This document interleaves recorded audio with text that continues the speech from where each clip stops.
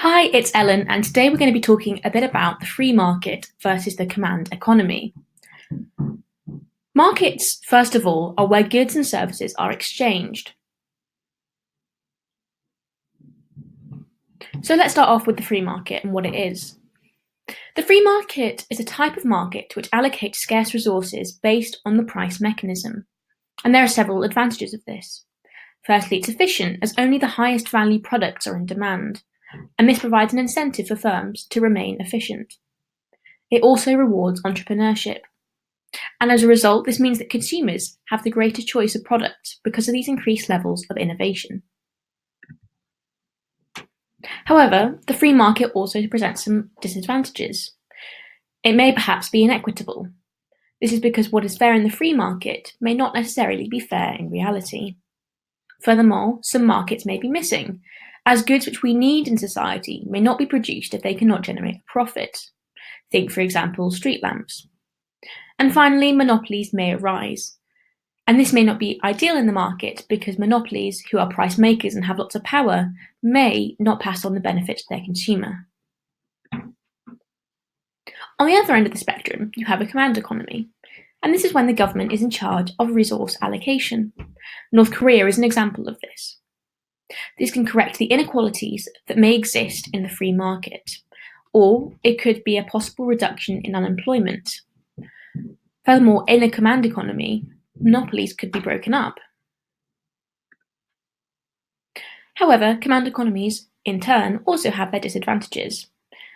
In contrast to free market economies, they may be less efficient, as the government is not a profit-maximizing entity, and so the incentive for entrepreneurship and efficiency is reduced. Furthermore, there may be asymmetries in information, as the government may not actually know what is best for their customer. And finally, there may be a level of choice restriction. So in recapping what we've covered, the benefits of the free market are that it's efficient, it rewards entrepreneurship, and there is greater choice. And the free market itself operates because it's based on the price mechanism, which allocates scarce resources. So what happens when these two combine, and how they form the mixed economy, which is typically what most economies in the world actually do? In the mixed economy, the government comprises the public sector and firms the private, and together they are responsible for the allocation of scarce resources. Adam Smith was an advocate of the free market and the power of the invisible hand, and remember we spoke about him in our specialization episode.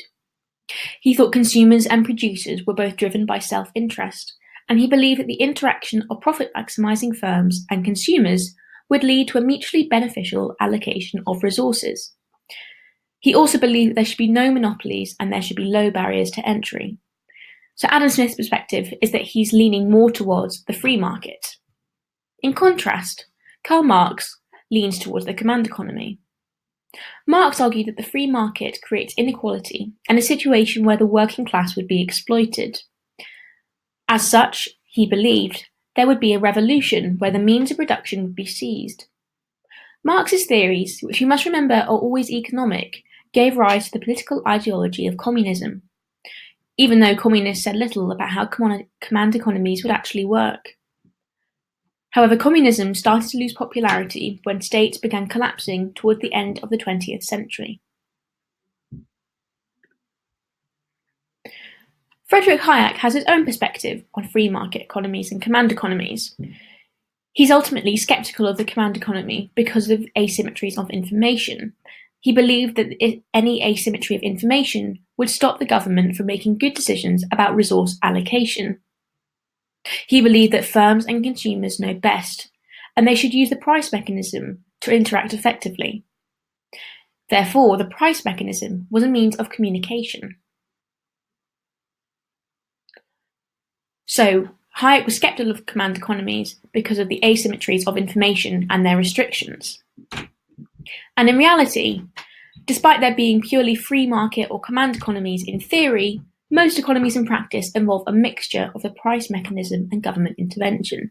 And if we consider the disadvantages of a command economy, they're less efficient, there's asymmetries of information, and there's choice restriction, which is kind of the mirror image of the advantages of a free market economy.